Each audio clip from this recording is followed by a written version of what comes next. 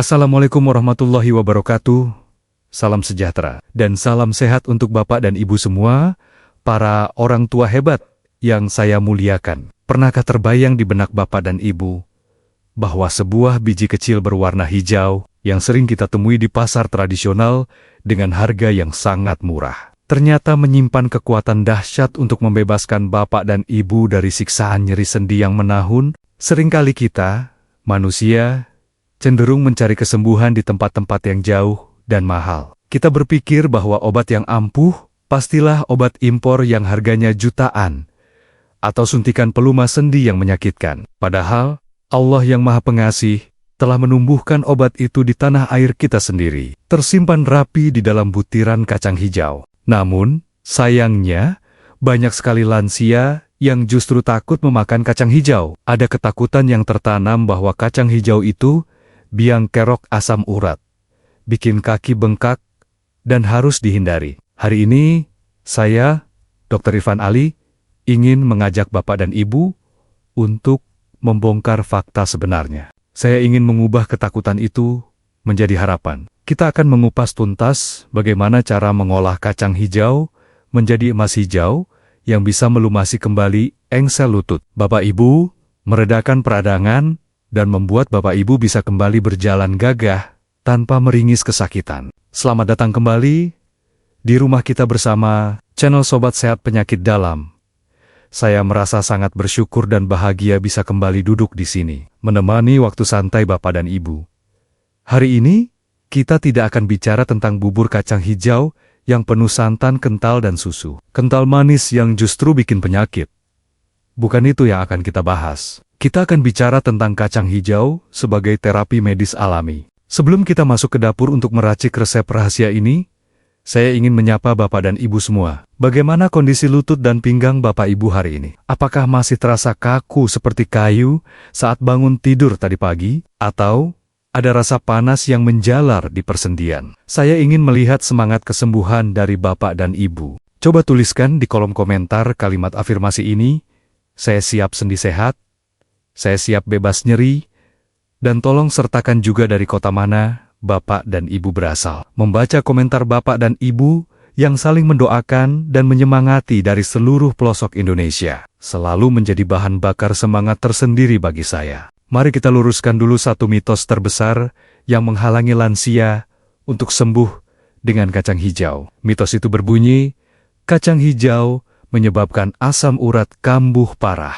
Izinkan saya meluruskan hal ini dengan penuh kasih sayang dan berdasarkan ilmu medis. Kacang hijau memang mengandung purin, tetapi kadarnya adalah sedang atau moderat, bukan tinggi seperti jeroan atau melinjo. Yang membuat kacang hijau menjadi jahat bagi sendi adalah cara masaknya. Jika dimasak dengan santan yang dipanaskan berulang-ulang, ditambah gula pasir yang banyak, itulah yang memicu peradangan. Namun, jika diolah dengan cara yang benar yang akan saya ajarkan nanti, kacang hijau justru mengandung zat anti radang yang sangat kuat. Jadi, musuhnya bukan kacangnya, tapi campurannya. Mari kita bercermin dari kisah nyata salah satu pasien saya yang sangat saya hormati.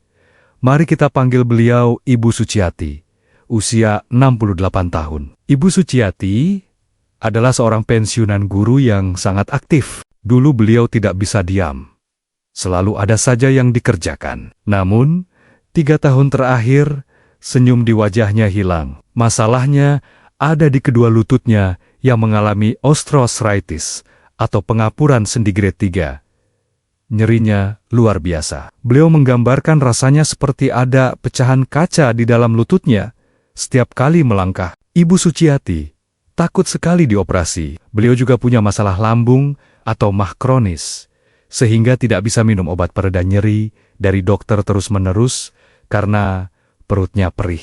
Akhirnya, beliau hanya berdiam diri di kamar, sholat sambil duduk di kursi, makan diantar ke kamar, dan berhenti mengikuti pengajian rutin. Otot kakinya mengecil karena tidak dipakai, dan beliau mulai mengalami depresi ringan karena merasa menjadi beban bagi anak-anaknya. Saat datang ke saya, beliau bertanya dengan mata berkaca-kaca, "Dokter, apakah saya masih bisa jalan lagi tanpa operasi?" Saya melihat semangat di matanya. Saya tidak memberikan obat kimia yang keras.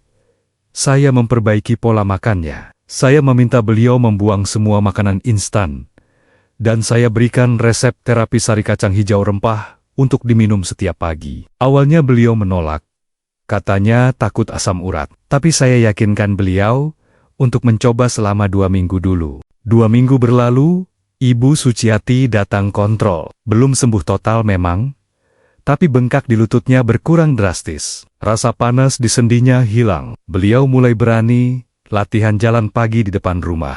3 bulan kemudian, Ibu Suciati datang dengan berjalan kaki masuk ke ruang praktik saya tanpa tongkat.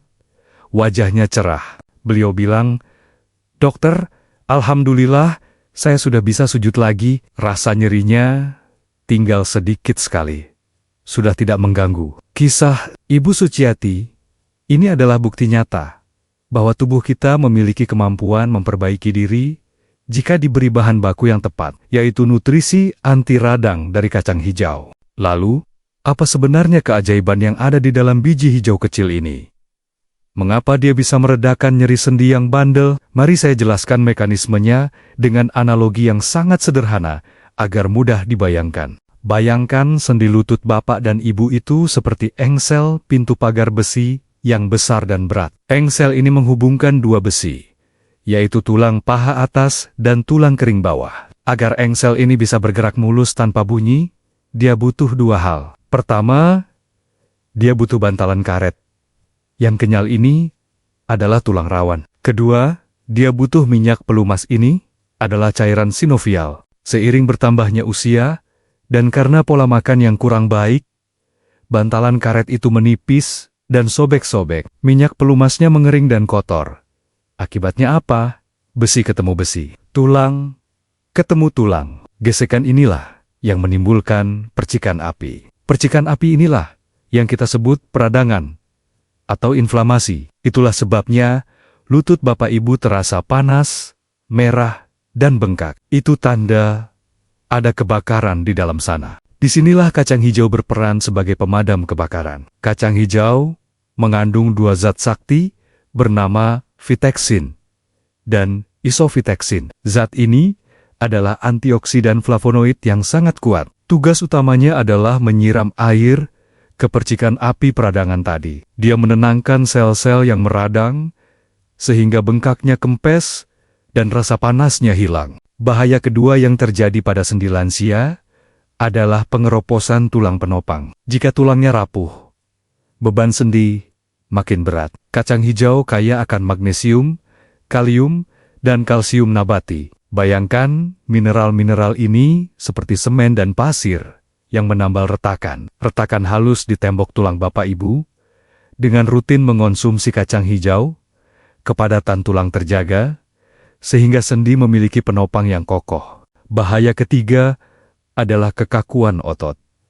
Seringkali nyeri sendi diperparah oleh otot paha yang kaku dan tegang menarik tempurung lutut. Kacang hijau mengandung protein nabati yang sangat mudah diserap lansia, serta magnesium yang fungsinya merilekskan otot. Bayangkan magnesium ini seperti tukang pijat yang melepaskan simpul-simpul ketegangan di otot paha bapak ibu, sehingga tarikan pada lutut berkurang dan nyeri mereda. Sekarang, saya ingin mengajak bapak dan ibu untuk melakukan cek mandiri. Kita periksa seberapa parah kondisi kebakaran atau peradangan di sendi bapak ibu saat ini. Silakan cari posisi duduk yang nyaman, boleh di kursi atau di tepi tempat tidur. Langkah pertama, mari kita lakukan tes suhu lutut. Silakan bapak ibu letakkan telapak tangan kanan di atas lutut kanan, dan telapak tangan kiri di atas lutut kiri. Diamkan selama 5 detik, rasakan suhunya. Bandingkan dengan suhu di paha atau di betis. Apakah lutut bapak ibu terasa lebih hangat atau bahkan panas dibandingkan bagian paha? Jika terasa hangat atau panas, itu tanda lampu merah. Artinya sedang ada api peradangan aktif di dalam sana. Sendi bapak ibu sedang demam. Langkah kedua, tes bunyi atau krepitasi. Letakkan tangan di tempurung lutut, lalu pelan-pelan luruskan kaki dan tekuk kembali. Lakukan perlahan. Apakah telapak tangan bapak ibu merasakan getaran kasar seperti pasir yang digesek? atau mendengar bunyi krek atau klek. Jika ada sensasi berpasir, itu tandanya cairan pelumas sudah sangat kering dan permukaan tulang sudah tidak rata. Langkah ketiga, tes tekan pinggang. Coba Bapak Ibu tekan area pinggang belakang, tepat di atas panggul. Apakah ada rasa pegal yang menusuk sampai ke dalam? Seringkali, nyeri sendi lutut berhubungan dengan kelemahan di otot pinggang dan ginjal yang kurang energi. Jika Bapak Ibu menemukan tanda-tanda hangat dan bunyi berpasir tadi, jangan berkecil hati. Itu adalah sinyal tubuh minta tolong, dan pertolongan itu akan segera kita berikan lewat resep kacang hijau yang benar berikut ini. Mari kita masuk ke bagian inti, yaitu protokol sari kacang hijau rempah. Saya mohon Bapak Ibu menyimak detailnya, karena cara mengolah ini yang membedakan antara obat dan racun. Kita tidak akan membuat bubur manis, tapi kita membuat minuman kesehatan. Bahan utamanya tentu saja kacang hijau. Belilah kacang hijau yang butirannya utuh, warnanya hijau kilap. Tidak bolong-bolong dimakan kutu. Berapa banyak? Cukup 1 gelas belimbing, atau sekitar 200 gram, untuk konsumsi 2 hari. Langkah pertama, dan ini yang paling sering dilewatkan orang, adalah pencucian dan perendaman. Cuci bersih kacang hijau di bawah air mengalir, buang kacang yang mengapung, karena itu isinya kosong atau busuk. Setelah bersih, rendam kacang hijau dalam baskom berisi air bersih. Berapa lama merendamnya? Minimal 4 jam. Atau paling bagus semalaman. Mengapa harus direndam? Bapak dan Ibu, kacang-kacangan mengandung zat antinutrisi bernama asam fitat. Zat ini yang sering bikin perut lansia kembung, begah, dan memicu gas. Selain itu, asam fitat bisa menghambat penyerapan kalsium. Dengan merendam dan membuang air rendamannya, kita membuang zat jahat tersebut. Kacang hijau jadi lebih empuk, lebih mudah dicerna, dan tidak bikin kembung. Ingat, air rendamannya dibuang ya, jangan dipakai masak. Langkah kedua, perebusan dengan rempah. Siapkan panci, masukkan air bersih, baru sekitar 1,5 liter. Masukkan kacang hijau yang sudah direndam tadi. Nah, ini rahasianya. Masukkan jahe merah atau jahe emprit sebanyak 2 ruas jempol yang sudah dibakar sebentar dan digeprek. Jahe sifatnya panas dan melancarkan darah. Kombinasi kacang hijau dingin dan jahe panas menciptakan keseimbangan yin dan yang sempurna untuk sendi. Jahe akan membawa sari kacang hijau masuk ke pembuluh darah halus di lutut. Tambahkan juga 2 lembar daun pandan supaya aromanya menenangkan saraf. Rebus dengan api sedang. Biarkan mendidih. Jangan ditinggal tidur ya Bapak Ibu. Perhatikan kacangnya. Rebus sampai kacangnya pecah merekah, isi putihnya keluar. Kita butuh tekstur yang lembut, agar usus lansia mudah menyerapnya. Jangan biarkan airnya habis total, kita butuh air sarinya juga. Langkah ketiga, pemanis yang aman. Setelah kacang pecah dan empuk, baru masukkan pemanis. Jangan masukkan gula di awal, karena akan bikin kacang keras. Gunakan gula aren asli, atau gula merah kelapa. Hindari gula pasir putih. Gula aren mengandung mineral, dan indeks glikemiknya lebih rendah. Gunakan secukupnya saja, jangan terlalu manis. Tujuan kita sehat, bukan manisan. Bolehkah pakai santan? Untuk Bapak Ibu yang kolesterolnya tinggi atau punya mah, saya sarankan ganti santan dengan susu almond atau creamer nabati, atau diminum bening begitu saja sudah enak. Tapi, kalau Bapak Ibu sangat ingin rasa gurih dan kolesterolnya aman, boleh tambahkan santan segar, bukan santan instan kemasan sedikit saja, dan dimasukkan terakhir setelah api dimatikan. Jadi santannya tidak mendidih dan tidak pecah menjadi lemak jenuh yang jahat. Cara konsumsinya bagaimana? Minumlah 1 mangkuk sedang sari kacang hijau rempah ini setiap pagi sebagai pengganti sarapan atau menu pendamping sarapan. Makanlah selagi hangat. Kehangatan dari jahe dan nutrisi dari kacang hijau akan langsung bekerja memperbaiki sel-sel yang rusak setelah semalaman berpuasa saat tidur. Rutinkan selama minimal 2 minggu untuk merasakan perbedaannya. Bapak Ibu akan merasa kaki lebih ringan, bengkak berkurang, dan tenaga bertambah. Nah, dokter, banyak sekali pertanyaan titipan yang sering ditanyakan pasien saya terkait terapi kacang hijau ini, mari kita bahas dalam segmen tanya-jawab fiktif yang mungkin mewakili keraguan di hati Bapak Ibu. Nah, dokter, banyak sekali pertanyaan titipan yang sering ditanyakan pasien saya terkait terapi kacang hijau ini, mari kita bahas dalam segmen tanya-jawab fiktif yang mungkin mewakili keraguan di hati Bapak Ibu. Jawaban saya, Bapak dan Ibu yang bijaksana.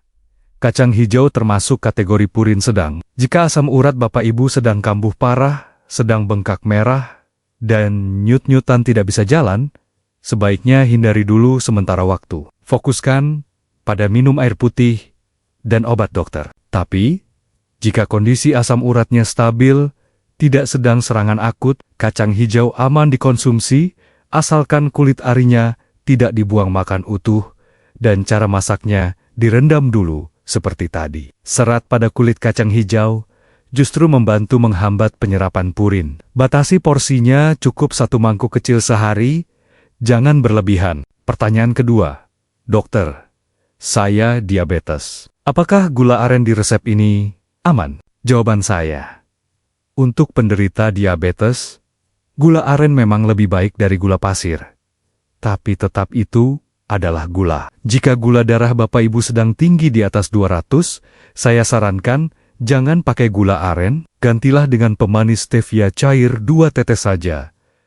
Atau nikmati rasa manis alami dari kacang hijaunya. Rasa tawar pun sebenarnya enak dan gurih karena ada jahenya. Keamanan gula darah tetap prioritas utama. Pertanyaan ketiga, dokter, berapa lama saya harus minum ini sampai sembuh total? Jawaban saya, Sobat Sehat, penyembuhan alami itu sifatnya membangun pondasi, bukan mengecat tembok, butuh waktu. Jangan samakan dengan obat pereda nyeri kimia yang diminum langsung hilang sakitnya dalam 1 jam, tapi nanti kambuh lagi. Nutrisi kacang hijau butuh waktu untuk menambal sel-sel sendi yang rusak. Biasanya, perbaikan rasa nyeri yang signifikan mulai dirasakan setelah minggu kedua atau ketiga rutin konsumsi.